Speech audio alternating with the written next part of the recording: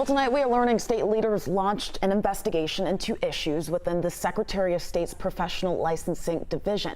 This announcement comes after months of complaints from Georgians about delays in getting their professional licenses. Now, this all stems back to a new online system launched in the fall. 11 Live's Brittany Kleinpeter has been following this for us since the problem started, and tonight she explains what this investigation will mean. For many, it's been a long time coming.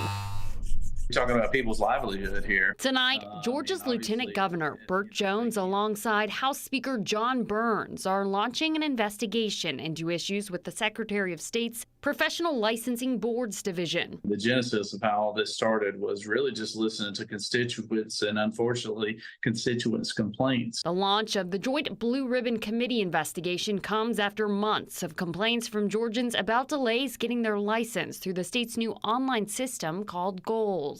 Physical therapists like Blake Hampton were one of the first and largest groups of professionals to be impacted. Today, the president of Georgia's Physical Therapy Association shares there are still nearly 400 newly graduated PTs having issues obtaining their license. I hired a new grad therapist back in November, actually, and she was waiting to get her license, so we were kind of in a pickle that we hired somebody that basically can't work because we're waiting on the license. In a letter to Georgia's Secretary of State Brad Raffensperger, the leaders wrote, "The current economy presents enough barriers on these critical businesses' ability to keep their doors open," adding they will not allow licensing to be another impediment.